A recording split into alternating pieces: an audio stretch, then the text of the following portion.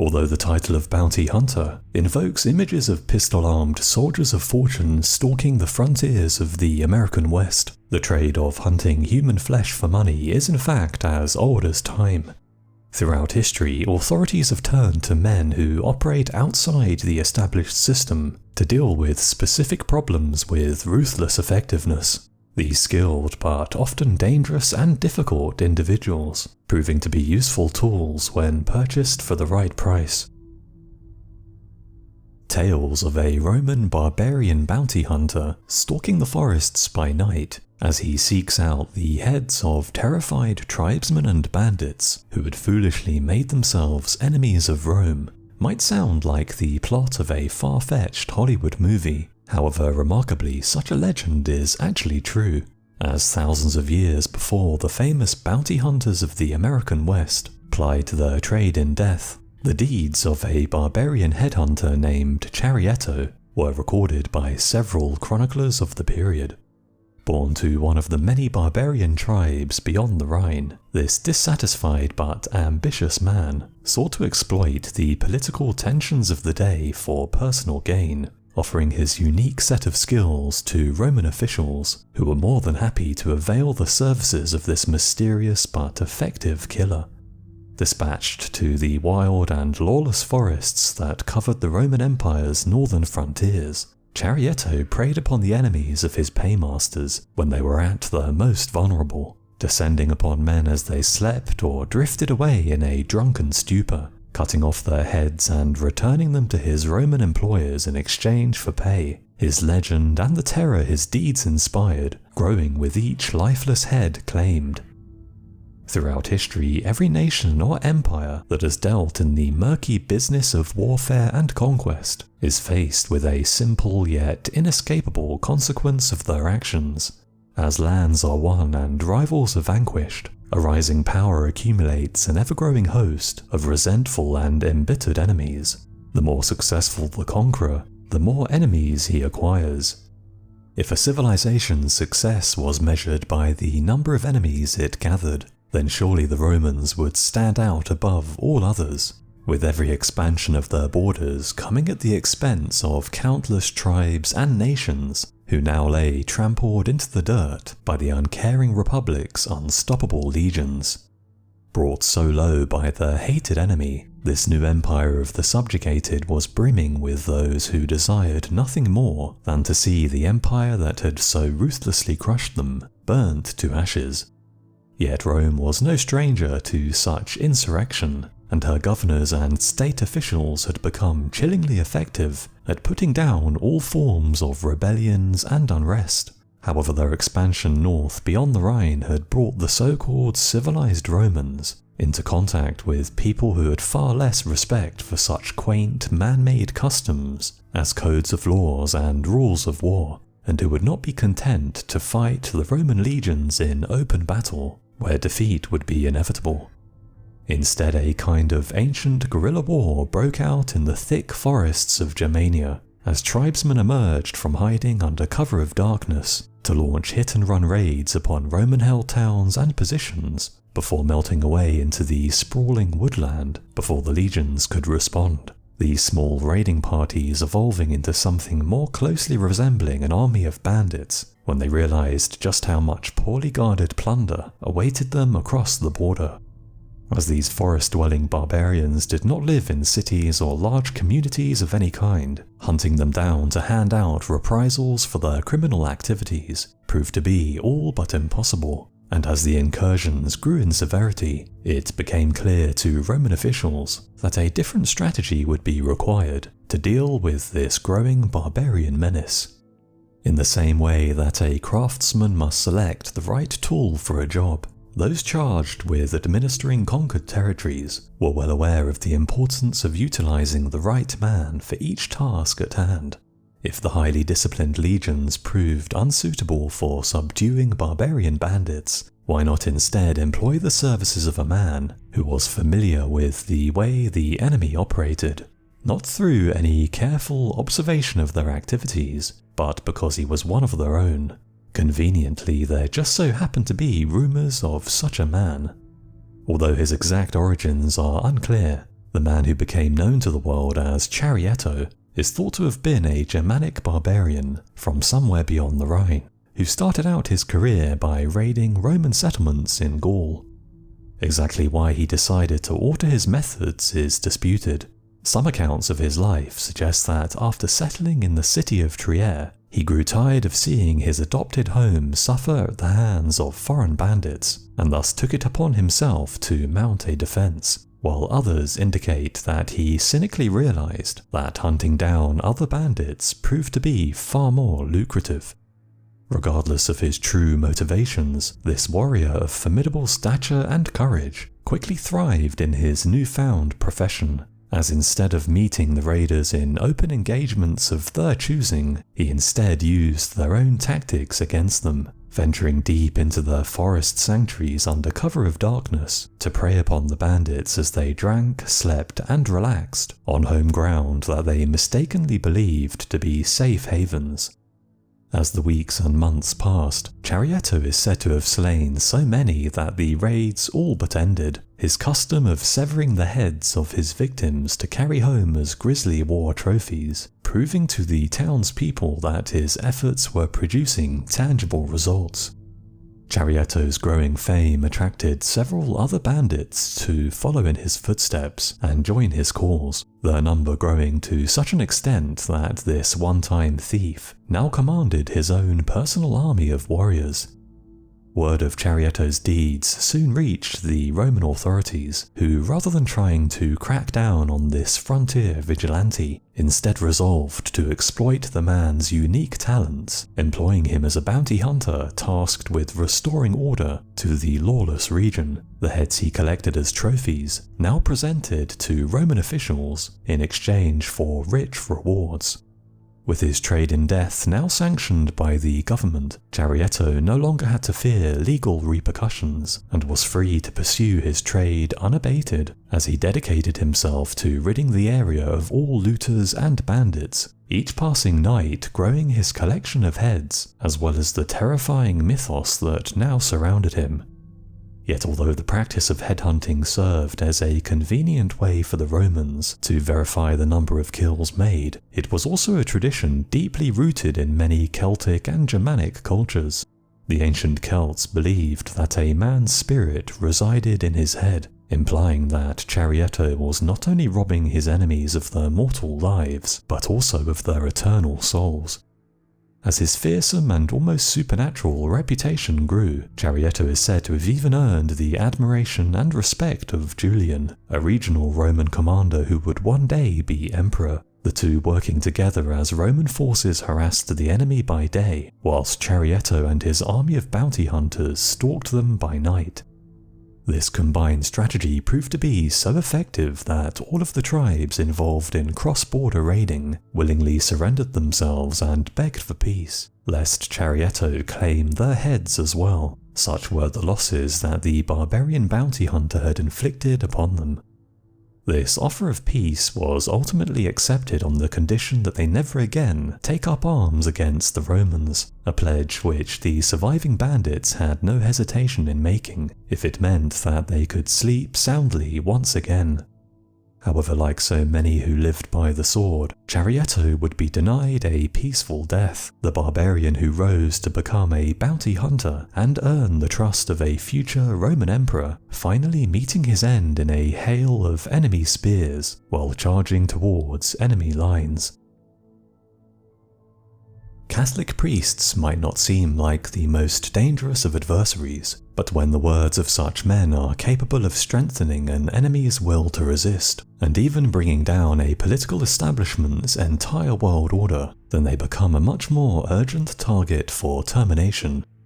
Against a wider background of religious strife between Catholics and Protestants, political tensions between monarchists and parliamentarians, and national rivalry between England, Scotland, and Ireland, these otherwise harmless men found themselves marked for eradication by an army of ruthless bounty hunters, As eager to rid themselves of this troublesome thorn in their side, the ruling establishment turned loose hardened criminals with a state-sponsored license to kill, one of the most infamous of whom would single-handedly eliminate perhaps hundreds of priests during his long career. His ruthless tactics and willingness to do anything for money, making him one of the most hated men in Irish history, a hatred that would ultimately bring about his own doom. The Protestant Reformation of the 16th century split Europe along religious lines, as irrespective of national borders or fraternal ties, this deeply bitter divide turned brother against brother, as Protestants and Catholics clashed in a struggle for worldly and spiritual supremacy. Regardless of which religion emerged as the dominant force in any given kingdom, each government was left with the problem of dealing with a religious minority who wished to overturn the current order and were more often than not willing to use violence and assassination to achieve their goals, even if that meant involving outside powers. This murky yet explosive mix of political, religious, and international tensions would result in a level of persecution that in some areas of the continent effectively made practicing the wrong religion illegal. In England, this ongoing turmoil was used as justification to pass the Oath of Abjuration in 1709. A draconian piece of legislation that required members of parliament, state office holders, voters, and even Catholic priests to swear an oath to the current Protestant monarch, Queen Anne, recognizing her as the supreme head of the Protestant Church of England and Ireland, and thus rejecting the legitimacy of any Catholic claimants to the crown. Refusal to do so could result in imprisonment, deportation, and even death. At this moment in history, Ireland was still under the repressive control of the English crown, and it would be here that this new law would be most harshly enforced as part of a wider effort to establish the social and political dominance of Protestantism by utterly eradicating Catholicism in Ireland as quickly as possible, and with it resistance to English rule. Thus it would be for political more than spiritual reasons that the mere practice of a religion was rendered illegal, with those who refused to surrender their freedoms now facing death.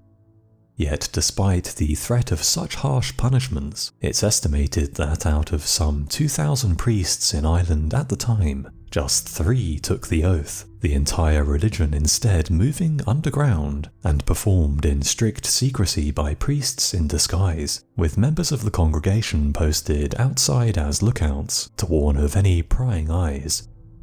Eager to smash this illegal and seditious worship, the Crown began utilizing the services of bounty hunters to capture or eliminate these rogue Catholic priests, these killers for hire often drawn from criminal elements within local Irish communities.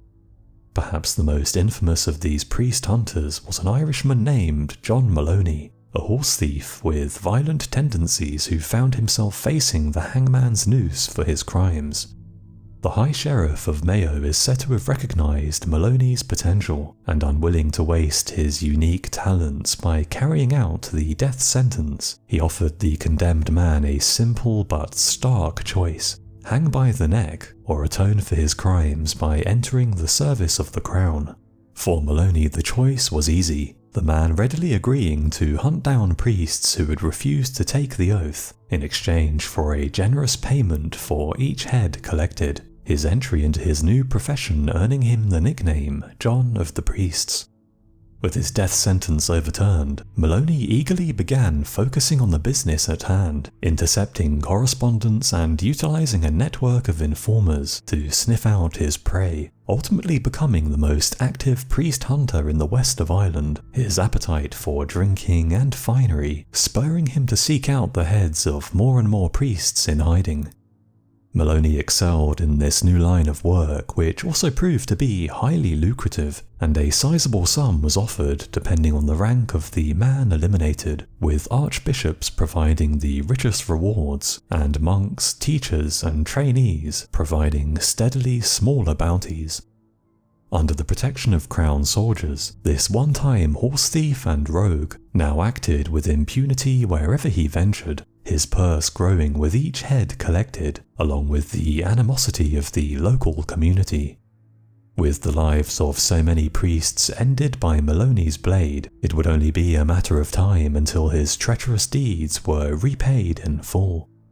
His downfall would come during the hunt for two men who were said to be the last surviving priests in the area. With his hunt proving fruitless, Maloney resorted to manipulating his own family in a final effort to root out the priests in hiding and claim the bounty on their heads.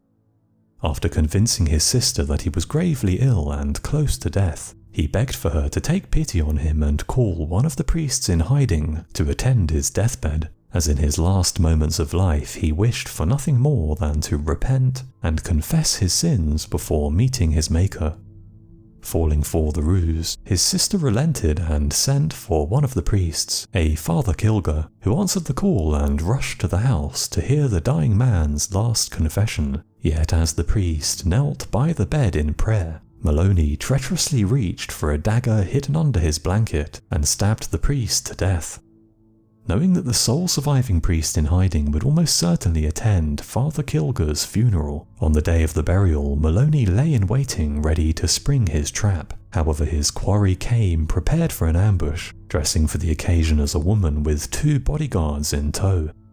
Undeterred by these reinforcements and seeing through the disguise, Maloney attacked the funeral procession as they passed by, grabbing the priest while jubilantly crying out, "My rent is paid." However, the young priest was not prepared to go down without a fight, and in the ensuing struggle he managed to break free and flee into the surrounding countryside. A frantic pursuit followed. However, as the stamina of both men failed, the exhausted pair fought each other one last time. Maloney quickly gained the upper hand, driving his trusty dagger into the priest's leg. However, before he could land the killing blow, the priest pulled the knife out of his leg and killed a shocked Maloney with his own blade, thus ending the career of one of the most successful but hated bounty hunters in history. For much of the 18th century, sailing the waters along the coast of North America and the Caribbean was a perilous task. The thriving commerce between the New World and the Old had birthed what has since been labelled as the Golden Age of piracy, as eager to plunder the largely undefended yet highly valuable cargoes being shipped back to Europe. Thousands of adventurers, fortune seekers, and hardened criminals infested the open seas in search of the treasure-laden prey. Faced with this escalating storm of thievery, colonial powers desperately tried to fight off these marauding bands of cutthroats and restore order to the waves. However, already bogged down by global wars with rival powers, and with such vast ocean areas under the dominion of largely corrupt and ineffective colonial governors, they were fighting a losing battle. Frustrated by this inability to mount an effective defense of their own waters, some colonial governors began utilizing a creative yet remarkably effective solution. Why not simply hire these pirates to hunt down their old allies and colleagues? With royal pardons for previous criminal activities in tow, some of the era's most notorious pirates became state-sponsored bounty hunters, offered not only all of the loot captured from each target, but also a sizable bounty for every pirate eliminated. This far more lucrative and secure line of work, further blurring the line between the lawful and criminal. Piracy has existed for as long as anything of value has been transported by sea, yet the discovery of the New World in 1492 would create an irresistible opportunity for those of a certain character to make incredible fortunes in a short space of time. The Caribbean lay at the center of trade between the New World and Old, yet as ships bound for Europe laden with the treasures of the Americas traversed such vast areas of ocean, they became easy prey for the growing number of pirates drawn to a region where a single prize could ensure an entire crew was financially set for life. These fortune-seeking pirates were usually battle-hardened former sailors with professional training and years of experience in naval warfare, who had resolved to put their skills to more lucrative use. Their former employment in state navies had seen them undertake considerable hardship and risk in exchange for a fixed, meagre salary. However, as pirates they became not only masters of their own destiny, but handsomely compensated for their efforts with a share of any prize taken. As ships loaded with gold and silver from the Spanish mines in Mexico were a common sight, this share could be considerable indeed. A unique situation subsequently developed whereby state-trained pirates were set loose upon the high seas to plunder the treasuries of their former paymasters. These were men who were unwilling to go back to an ordinary life once they had sampled a taste of the easy riches available on the ocean waves. To make matters worse, the vast, largely ungoverned landmasses dotted across the Caribbean birthed lawless pirate enclaves that fell outside of the control of any of the colonial powers, the free ports they built providing the rampaging pirates safe havens to resupply and offload their plunder. Yet despite facing such a ruinous threat to their finances, European governments were already bogged down in frequent global wars with rival powers, and thus simply did not have the resources to spare to hunt down these maritime rogues half a world away. As for the fledgling colonies themselves, the area of land and ocean under their nominal control was simply too vast to exert any kind of reliable authority over, while the cost of maintaining a standing naval fleet with which to defend vulnerable merchant vessels was simply too great. Left largely unchecked, piracy steadily grew into a serious problem, with perhaps thousands of pirates operating in the waters of the Caribbean at any given time, their activities placing a deadly stranglehold on global trade. This seaborne thievery could not be allowed to continue. Out of sheer desperation, colonial authorities resorted to an unorthodox but remarkably simple and effective solution. Instead of going to the trouble and expense of building their own naval fleet to combat the pirate scourge, why not simply hire other pirates to do the state's dirty work for a fraction of the cost? Royal pardons for all earlier crimes were offered to pirate crews who agreed to switch over from preying upon merchant vessels to instead hunting down their former allies. As compensation, they were given the right to legally retain any plunder found upon the vessels they captured, while lucrative bounties were offered for the most wanted pirates. Plunder that would have previously needed to be offloaded to a pirate fence at a fraction of its value could now be legally sold on the open market for full price, while the former pirate crews could now rest easy without needing to constantly look over their shoulder for agents of the law, their necks spared the hangman's noose. This career change proved to be not only more profitable for former pirate crews, but also more secure, their previously illegal activities now fully sanctioned by the state, so long as the target of their marauding was other wanted men.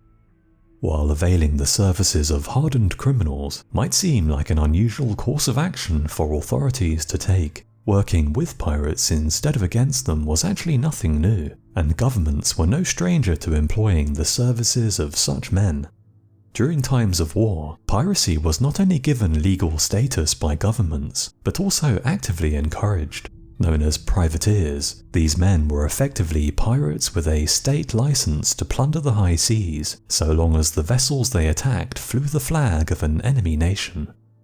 In possession of a legal document which was often signed by a ruling monarch's own hand, what was known as a letter of marque empowered its holder to attack any foreign vessel encountered, taking the ship, its cargo, and even its crew as a prize of war.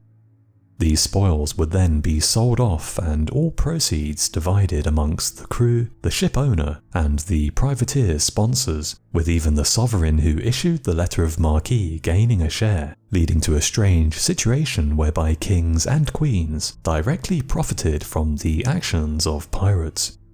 By mobilizing a private navy of these legal pirates, governments could raise revenue to fund their wars, while at the same time supplementing their own power with additional naval fleets which effectively came at no extra cost. During this golden age of piracy, which side of the law you found yourself on effectively depended upon nothing more than timing, with many privateers finding themselves accused of piracy when their actions were unknowingly carried out after a peace treaty had been signed, news of the cessation of hostilities failing to reach them in time. One of the most well-known of these pirates-turned-pirate hunters was Captain William Kidd, a Scotsman who was far from the stereotypical image of a pirate captain. Born into a religious family, Kidd soon made his way to the New World, where he settled in New York City and acquired a high-society wife, his successful exploits upon the high seas funding a well-to-do lifestyle. Although his early life at sea was spent as a lowly crew member of a joint French-English pirate vessel, he was elected captain after the crew mutinied against their former leader, the ship subsequently renamed Blessed William in honor of the new captain. The course of Captain Kidd's life would change with the outbreak of war between England and France. Desperate for able men, the governor of the English Caribbean colony of Nevis made Kidd and his crew an offer they could not refuse. In exchange for authorization to keep any prize they seized, Kidd was given legal recognition and protection as a state-sanctioned privateer, his orders simply to attack French vessels and colonies all over the Caribbean. This mandate would be extended in 1696, when in addition to French ships, Captain Kidd was ordered to hunt down and eliminate any and all known pirates, a mission that would see him travel as far afield as the Indian Ocean in his hunt for lucrative targets. Yet it would be here that Captain Kidd would run afoul of the murky and ever-shifting legal status of his chosen career. While hunting for pirates and Frenchmen in the waters around the West Indies, Captain Kidd encountered a 500-ton Indian ship hired by Armenian merchants, captained by an Englishman, and sailing under the flag of the French East India Company, and thus under the protection of the French crown. Loaded with gold, silk, and spices, this merchant vessel was a tempting target indeed, and as she appeared to be a French ship, Kidd and his men believed that they were well within their legal rights to take her as a prize. Unfortunately for Kidd, the cargo they seized was part owned by a man with powerful connections inside the influential East India Company, and thus also the English Parliament itself, and after a formal complaint against Kidd was made, the pirate-hunting captain found himself declared an outlaw by the very authorities who had at one time endorsed his activities. Captain Kidd was quickly captured and tried in a court of law, where he was found guilty of piracy and sentenced to hang on May the 23rd, 1701, his decaying corpse locked in a cage and left out to rot in full view of passers-by as a warning to others, his rapid demise exemplifying just how blurred the line between piracy and government-sponsored privateering had become. Prior to the establishment of a professional police force, in 17th century England, the business of capturing criminals fell to an army of self-employed bounty hunters known as thief-takers, and with an age of lawlessness gripping the nation, this business became very lucrative indeed. Yet with both the government and victims of crime themselves offering sizable rewards for the apprehension of criminals and return of stolen goods, this financial incentive would ultimately lead to the entire profession becoming infiltrated, subverted, and utterly corrupted by the very villains it was supposed to bring to justice, as a handful of charismatic criminal masterminds successfully straddled both worlds, publicly portraying themselves as agents of the law, while simultaneously administering their criminal empire in the shadows, using their newfound powers and influence to eliminate rivals, extort the public and other thieves, and even profit from the return of goods that their own men had stolen. The most famous of these self-serving bounty hunters of the underworld, branding himself as the Thief-Taker General, a man who would become London's most famous detective, while at the same time its most prolific criminal. before the establishment of a state-funded police force in 1829. Keeping the peace and enforcing the English justice system was largely the responsibility of ordinary citizens, each community expected to patrol its own streets and chase down and arrest any criminals encountered. The prosecution of any offences viewed as a private matter between victim and perpetrator. All individuals were expected to report crimes that they became aware of, whether victim or merely the witness, while any and all calls for help were expected to be answered, including pursuing and detaining criminals encountered. Yet as though such requirements were not burdensome enough, the prosecution of crimes, including the trial of criminals, came entirely at the expense of the victim. Each step of the lengthy legal system involving the payment of substantial fees. Faced with such crippling costs, it's therefore no surprise that the majority of crimes went unreported, the victims fearful of both the expense involved and the possibility of violent reprisals from the criminals themselves, many of whom were members of gangs that were capable of wielding great power and influence in defense of their members. Although this system had remained relatively unaltered for centuries, with industrialization descending upon England, the old ways proved simply unable to respond to the challenges of a rapidly changing world. It would be in the sprawling metropolis of London that the effects of these changes would be most keenly felt. With the city's population exploding, the teeming masses who could barely afford to feed themselves were mixed in together with some of the richest people on the planet. The rapidly expanding city possessing no real boundaries between rich and poor, with different classes living in uncomfortably close proximity to one another. With such a great contrast in wealth, it's no surprise that this constant visible reminder of the massive disparity between rich and poor led to simmering resentment and a subsequent breakdown in law and order, as those with nothing began preying upon those with everything. As London suffered under one of the most extreme crime waves in history, this age of lawlessness was amplified under the lens of an emerging media class, as the rise of printed newspapers and popularity of crime literature exasperated the public's perception of crime levels, unleashing a media-led nationwide hysteria. With crime growing in frequency and severity, the government had to be seen to be doing something to combat this escalating problem, the electorate now demanding action from their leaders. Parliament's solution was a series of laws passed in 1689, which empowered the state to offer substantial rewards for the capture of criminals or information that led to their conviction, essentially creating an entire profession of legal bounty hunters almost overnight. With bounties on offer from victims of crime and from the government, these men who became known as thief-takers were able to earn huge sums, the capture of criminals and returning of stolen goods providing a lucrative and legal source of income. Yet although these rewards were intended to encourage ordinary citizens to participate in bringing wrongdoers to justice, in practice it was primarily criminals who profited, their intricate knowledge of the city's criminal underworld providing them a competitive advantage over law-abiding citizens, the bounties acting as a corrupting influence upon the entire justice system. A situation thus arose whereby the most successful and prominent thief-takers were actually hardened criminals, men who had recognized the golden opportunity they had been presented with and harnessed the power of the law for their own gain instead of risking its wrath, in doing so enabling them to continue their illicit underworld enterprises while remaining under the protection of the very system that was attempting to destroy them.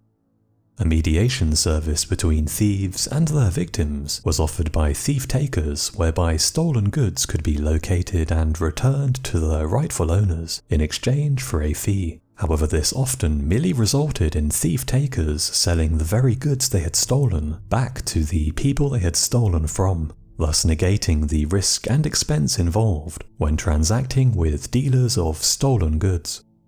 with the potential profit for turning in criminals so high, there were even cases where impressionable youths were persuaded to commit crimes by thief-takers, only to then be turned in by the very men who had corrupted them, while occasionally even completely innocent people were prosecuted for crimes they didn't commit by the bounty-hungry thief-takers, their end on the hangman's noose providing a handsome payday for the men who had carelessly sold their lives to the state. These newfound powers also provided thief-takers with the perfect opportunity to make money from their fellow criminals, with many known felons extorted for sizable sums of cash in exchange for the thief-takers turning a blind eye to their crimes, the bounty hunters essentially offering immunity from the law for the right price. Perhaps the most infamous of the thief-takers was a man named Jonathan Wild, who operated in London in the early 1700s and used his state-sanctioned powers to build a monopoly on crime in the city.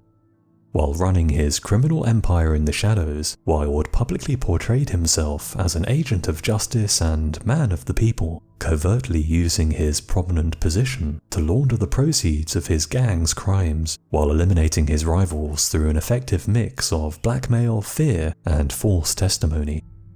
With an army of thieves under his control, Wild pioneered the profitable sham of brokering the return of property that was stolen by his own underlings in the first place, collecting the reward offered by the victim, from which he of course took his own substantial cut.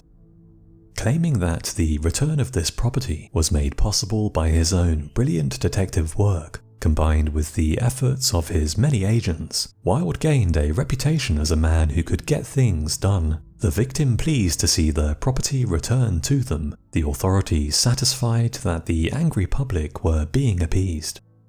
Yet there was a far darker side to his business operations than mere thievery. In addition to recovering goods stolen by his own gang, Wild profited from the execution of his enemies, hunting down and capturing so-called wanted thieves who were more often than not rivals, innocents, or members of his own gang who had gone rogue and refused to pay him their dues. Wild was known to persuade impressionable young men to commit crimes, only to then turn them in for the reward. And when a member of his gang had outlived their usefulness, he would simply have them arrested and pocket the bounty. And it's said that over 100 people met their end on the hangman's noose as a result of Wild's revenge-motivated arrests and false testimonies. Yet such treachery could only flourish for so long, and after being arrested for his involvement in a violent jailbreak, his own gang finally turned against the tyrannical leader, agreeing to testify against Wild in a court of law, the damning evidence ultimately leading to his conviction and execution, after which his body was sold to the Royal College of Surgeons for dissection, where his skeleton remains on public display to this day.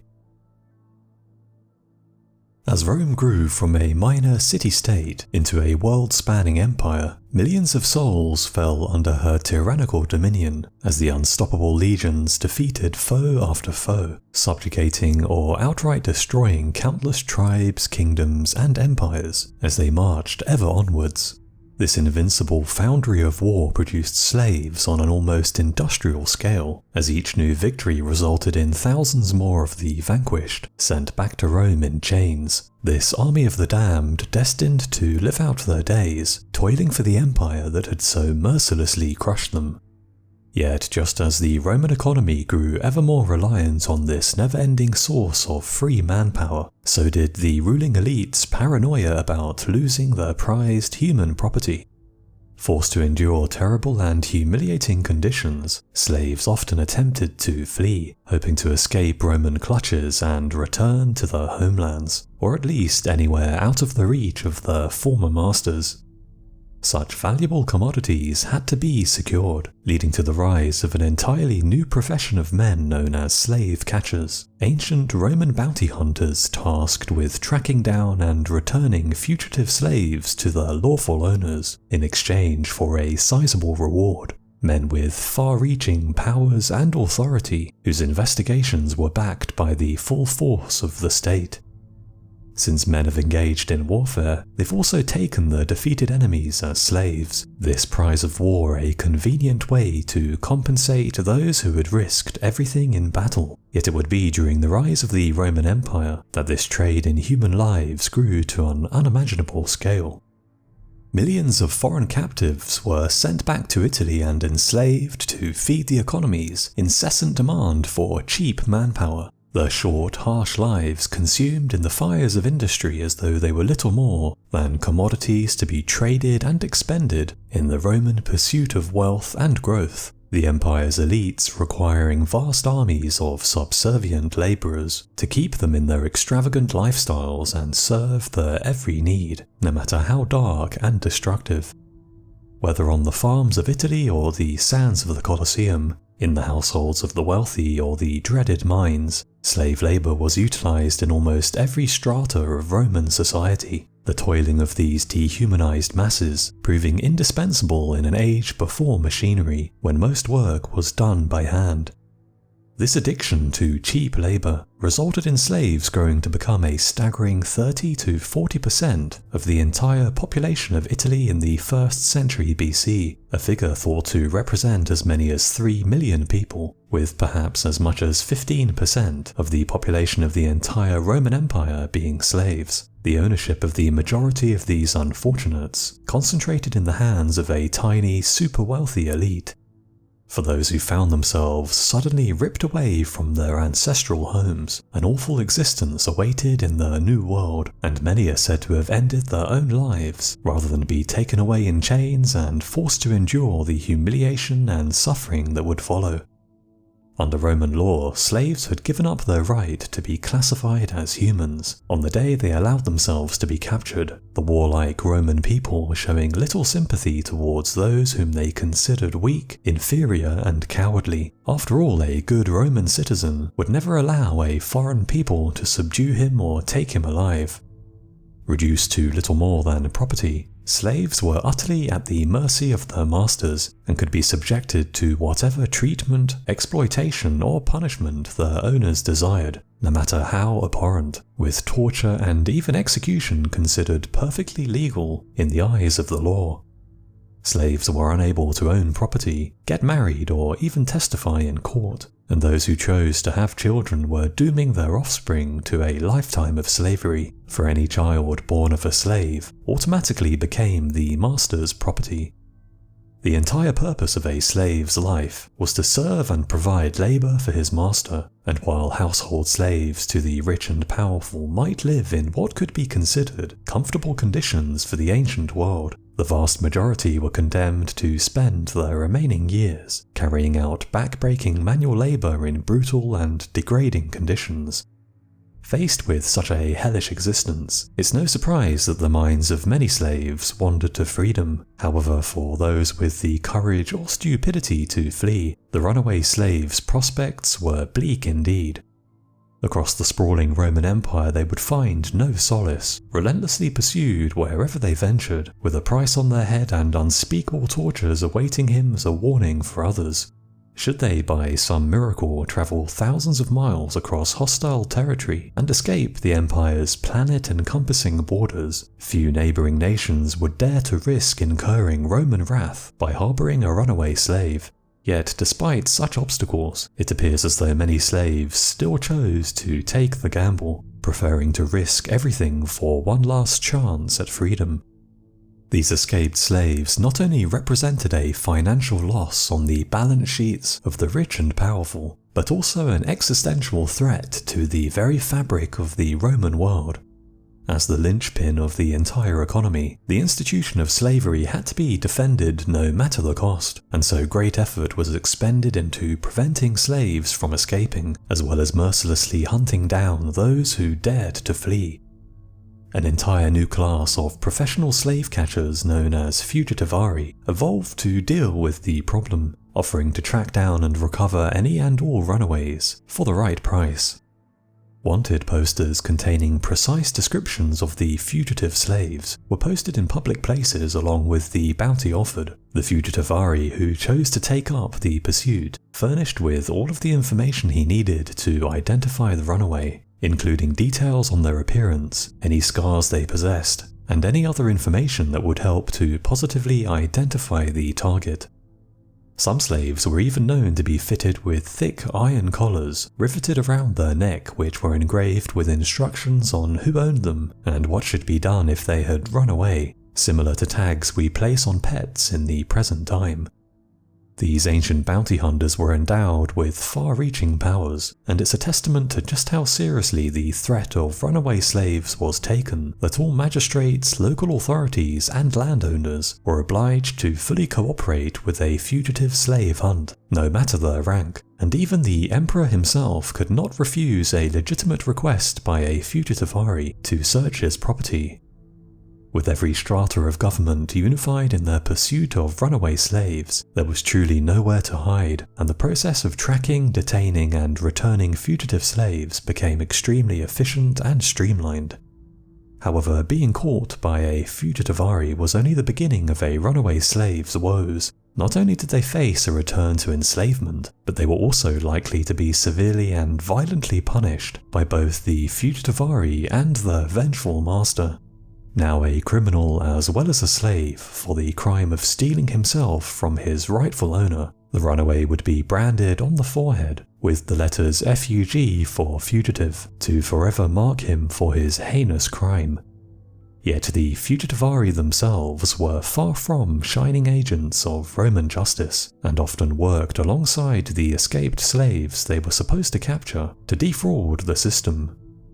In many cases, it was possible for the fugitivari to simply purchase ownership of the runaway slave from his master for a significant discount on the ordinary market price. In theory, doing so would ensure that the slave owner was guaranteed to recoup at least some of his loss, while the fugitivari took on all the risk, but in return could resell the runaway slave at the full market price should his pursuit prove successful, resulting in a substantial profit.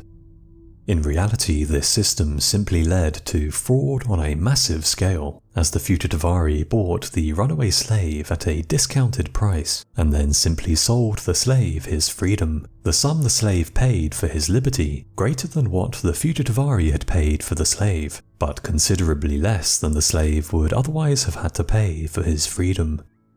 In this way, both parties benefited. The fugitivari made a handsome profit without putting in all of the work of tracking down and capturing the slave, while the slave obtained his freedom for a heavily discounted price.